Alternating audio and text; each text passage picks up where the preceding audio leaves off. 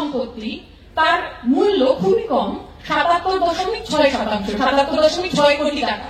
আমি জানি না কোন সমষ্টিগত উন্নয়নের ব্যক্তি মালিকানা এটা হতে পারে।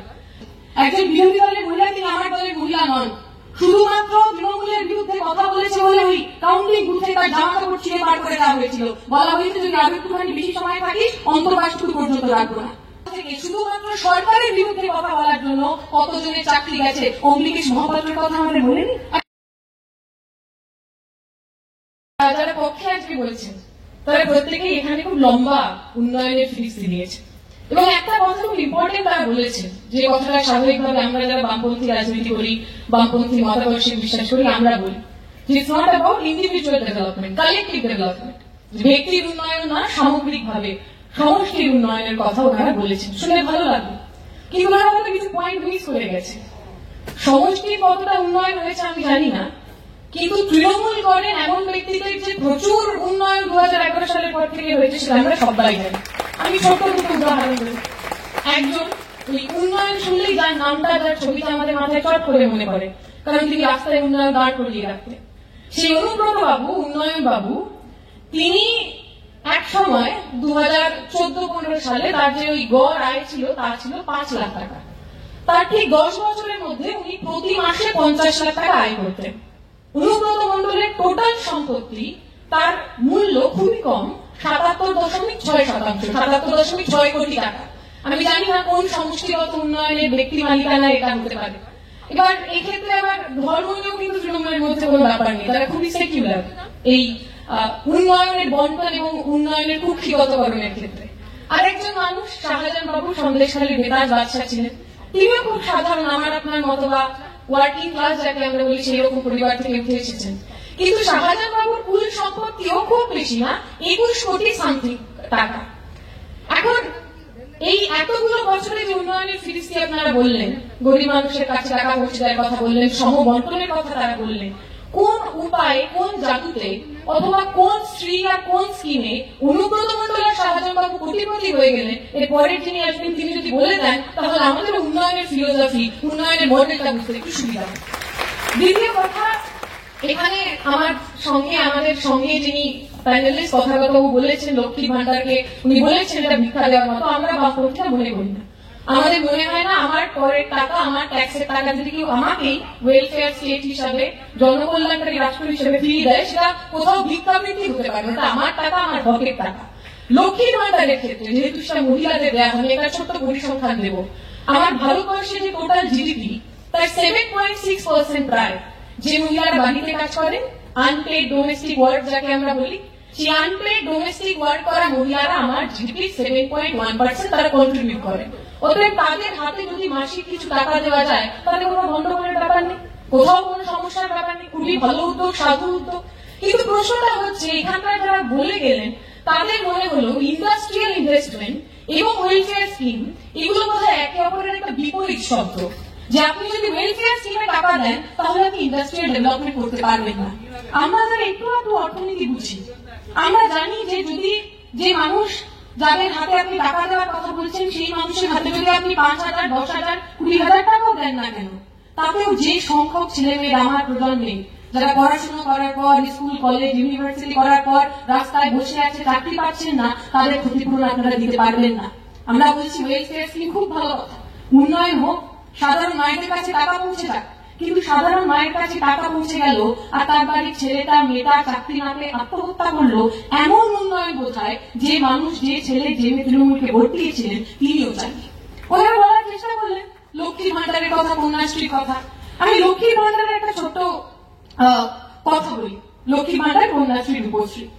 কন্যাশ্রীর মাধ্যমে ওনারা বললেন যে মেয়েদের প্রচুর পড়াশোনা করার আগ্রহ জেগেছে, এর আগে মেয়েরা কেরিয়ার নিয়ে ভাবতোই না। কন্যাশ্রী 5,000 টাকা পাওয়ার পর তার মনে হলো এই তো, এরপর থেকে আমি এখন ডাক্তার হবো, ইঞ্জিনিয়ার হবো। মানে আমরা যখন স্কুলে গেছি আমরা কেউ কেরিয়ার করার কথা ভাবিনি। আমি সরকারি স্কুলে পড়েছি, বাংলা মিডিয়াম স্কুলে পড়েছি। এখন যারা লক্ষ্মী ভান্ডার, কন্যাশ্রী পাচ্ছেন তারা বোধহয় খুব কেরিয়ারের কথা ভাবছে। কিন্তু পরিসংখ্যান কি বলছে, 2015-16 সালে 20 থেকে 24 সালের মধ্যে, অর্থাৎ 18 বছর বয়সের আগে যাদের বিয়ে হয়ে গেছে, সেই পার্সেন্টেজটা কত? পূর্ব মেদিনীপুর 2015-16 সালে সেখানে 44 দশমিক এরকম মেয়েরা ছিল যাদের 18 বছর আগে বিয়ে হয়ে গেছিল। 2019 কোটিতে সেই সংখ্যাটা হয়েছে 57.6%।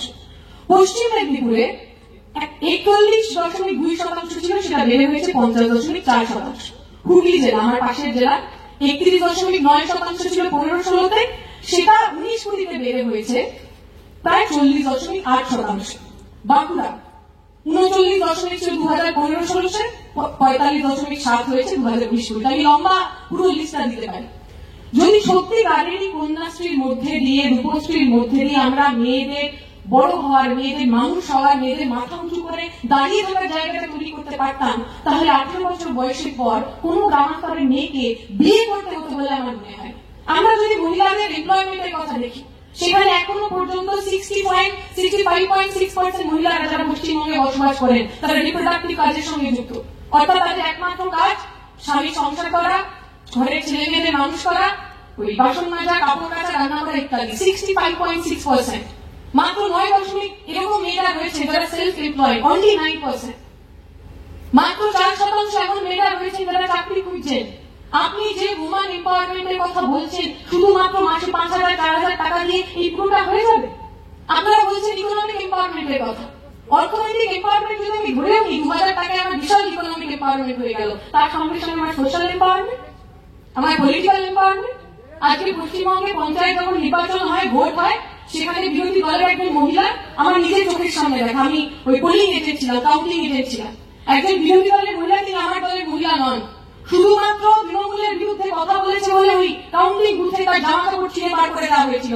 বলা হয়েছে যদি আরো একটুখানি বেশি সময় থাকিস অন্তর্বাসটুকু পর্যন্ত রাখবো না।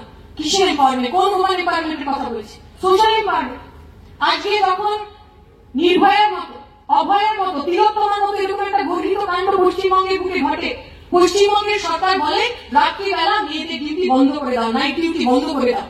অর্থাৎ যারা রেপিস্ট, যারা ধর্ষক, তাদেরকে সাজনা দিয়ে যে মেয়েরা এত লড়াই আন্দোলন সংগ্রামের পর তারা কর্মক্ষেত্রে আসতে পারলেন, তাদের বাড়িতে ঢুকিয়ে দেওয়ার চেষ্টা আপনারা করছেন। কিসের এম্পাওয়ারমেন্ট? আমরা বলছি, আমাদের মনে হয় এম্পাওয়ারমেন্ট মানে, উন্নয়ন মানে মানুষের মাথা উঁচু করে কথা বলার জায়গা। উনি মাঝে বলছিলেন বুকে হাত দিয়ে বলুন, আপনারা বুকে হাত দিয়ে বলুন। 11 সালের পর থেকে বিরোধী রাজনীতি করার জন্য কত মানুষ ঘর ছাড়া হয়েছে? 11 সালের পর থেকে বিরোধী রাজনীতি করার জন্য কত মানুষ মিথ্যে কেসে জেলের মধ্যে রয়েছে? 11 সাল থেকে শুধুমাত্র সরকারের বিরুদ্ধে কথা বলার জন্য কতজনের চাকরি গেছে? অম্বিকেশ মহাপাত্রের কথা আমাদের বলেনি? একের পর এক নাম লম্বা আমরা বলতে পারি। আমি সেই ওই কাদা ছোড়াছুড়িতে যাব, কিন্তু যে উন্নয়নের কথা বলছেন, যে পরম ধর্মের কথা আমরা বলছেন, সেই পরম ধর্ম পশ্চিমবঙ্গের বুকে আমরা বিশেষ দেখতে পাই। আমি শেষ 2-3টে কথা বলে শেষ করবো। এই আচ্ছা, তাহলে শেষ কথা বলা যাবে না, 1 মিনিট। হ্যাঁ, আমার সাথে এটুকুই বলার, উন্নয়নই রাজার ধর্ম, মাথার উপর টাকার গর্ম, শিক্ষিকাটি দাঁড়িয়ে একা খায়, ঘুষের পাহাড় দেশের চূড়ো, বিনিয়ে যেতে মানুষ মারো, বিচার টিচার কঠিন, কে আর পায়। আমরা বরং স্তুতি সাজাই, রাজার জুটের চটি নাচাই, পরিযায়ী লম্বা হলো লাইন, আনিস থেকে তিলোত্তমা সব হলো, খালি ন্যায় হলো না, রাজার দেশে অপরাধী নেয়। Thank you.